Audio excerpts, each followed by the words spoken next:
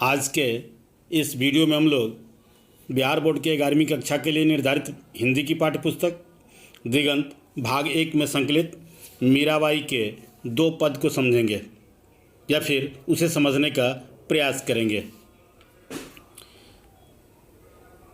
सगुण भक्ति धारा की कृष्णोपासक शाखा का प्रतिनिधित्व करने वाली मीराबाई हिंदी भक्ति काव्य में अत्यंत महत्वपूर्ण मानी जाती है। भक्ति कवित्री में मीराबाई की कृति सभी प्रकार की सीमाओं से मुक्त है। मीराबाई राजकुल की स्त्री थी। इनका जन्म 1504 ईस्वी में राजस्थान के कुड़की नामक एक गांव में हुआ था।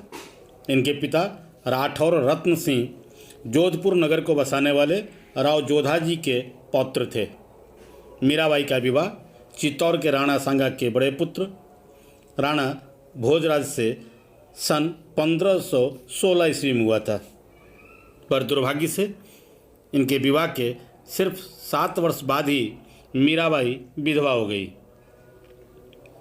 धार्मिक और सामाजिक रूढ़ियों के विरुद्ध मीराबाई सती होने की जगह ईश्वर के प्रति भक्ति की घोषणा कर दी। मीराबाई के ससुर राणा सांगा की मृत्यु के बाद उनके उत्तराधिकारी राणा विक्रम सिंह को मीरा का कृष्ण भक्ति में साधु संतों के साथ मगन होकर कीर्तन आदि में लीन रहना असहाय था।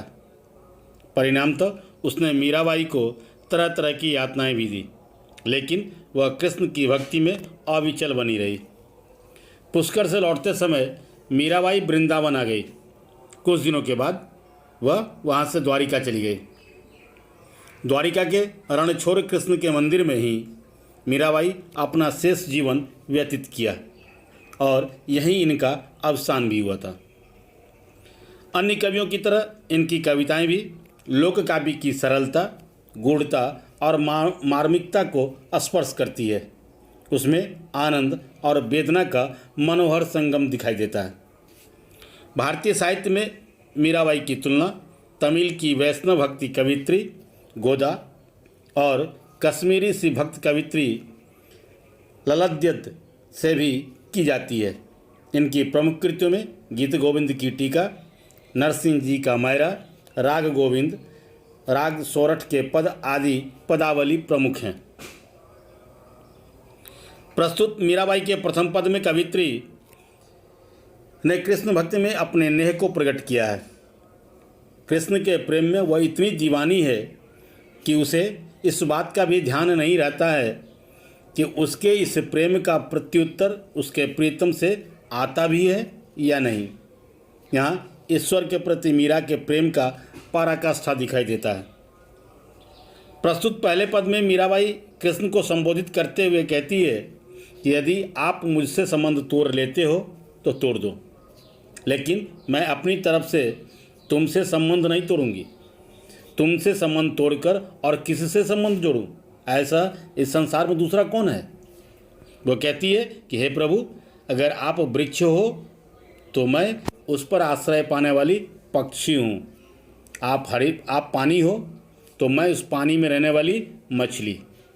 तुम पर्वत हो तो मैं पर्वत पर की हरियाली हूँ, और यदि तुम चांद हो तो मैं उस पर प्राण उत्सर्ग करने वाला चकोर, और आप यदि मोती हो तो मैं उसमें पिरोया गया मोती का वह तुच्छ धागा हूँ जिससे माला बनाई जाती है।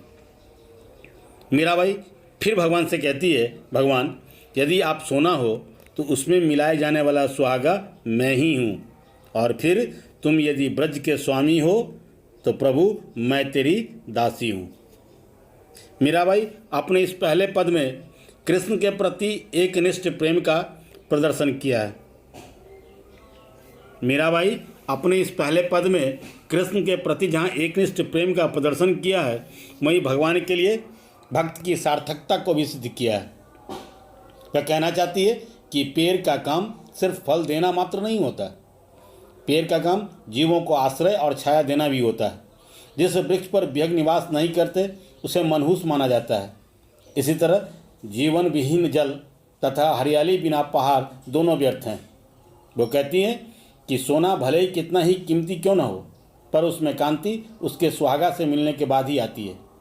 कोई तब तक किसी का स्वामी नहीं हो सकता जब तक उसका कोई दास न हो। मतलब स्वामी होने का आवश्यक शर्त है कि उसके पास कोई अपना दास अथवा दासी जरूर हो।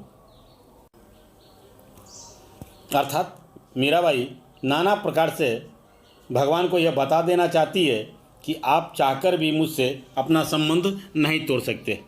हम दोनों एक दूसरे के प्रति अन्योन्याश्रित हैं। प्रस्तुत इस पद में रूपक और उपमा अलंकार का प्रयोग हुआ है। क्लियर। अब इसके दूसरे पद को देखें कि मीराबाई के दूसरे पद में कृष्ण के रूप सौंदर्य का या रूप सौंदर्य के सगुण प्रभाव का वर्णन हुआ है। वह ईश्वर के अलौकिक रूप छटा पर मोहित है। उसे इस संसार में कुछ भी अपना नहीं लगता है। उसके पास जो भी है सब ईश्वर का लगता है। यहाँ एक भक्ति के समर्पण का पराकाष्ठा दिखाई देता है। प्रस्तुत इस पद में मीराबाई कहती है कि मैं कृष्ण के घर जाऊंगी, वही मेरे सच्चे प्रियतम हैं, जिनके रूप सौंदर्य को देख देख कर मैं लुभाती रहती हूँ। रात होते ही मैं उनके पास चली जाऊंगी और सुबह होते ही फिर लौट आऊँगी। कृष्ण को रिझाने मनाने के लिए उनके संग तरह तरह की क्रियाएं करूँगी। कृष्ण जो भी खाने देंगे वही मेरा ग्रास होगा और उनके पसंद का वस्त्र ही मेरा पहनावा होगा। गिरधारी कृष्ण से मेरा यह लगाव बहुत पुराना है। उनके बिना मेरा एक पल भी जीना मुश्किल है। वे जहाँ मुझे रखेंगे मैं वहीं रहूँगी, बेच देंगे तो मैं बिक जाऊँगी। मेरे तो बस एक ही मालिक हैं, मैं उन पर ही बार बार अपने आप को नीछावर करती हूँ। इस पद में मीरा के समर्पण का अनुपम उदाहरण मिलता है। शांतरस में रचित प्रस्तुत इस पद में जगह जगह अनुप्रास अलंकार भी दिखाई देता है। तो ये थे बिहार बोर्ड की 11वीं कक्षा के लिए निर्धारित पाठ्यपुस्तक दिगंत भाग 1 में संकलित मीरा के 2 पद और उन दोनों पद की व्याख्या। आशा है ये वीडियो आपको पसंद आया होगा। ये वीडियो पसंद आया हो तो आप इसे लाइक करें, इसे अपने मित्रों तक शेयर करें और अगर अभी तक आपने चैनल को सब्सक्राइब नहीं किया है तो चैनल को सब्सक्राइब करें, बेल आइकन जरूर दबाएं ताकि समय से नई वीडियो का नोटिफिकेशन आप सबको मिलता रहे। आप देखते रहें हिंदी ट्यूटोरियल क्लासेस। धन्यवाद।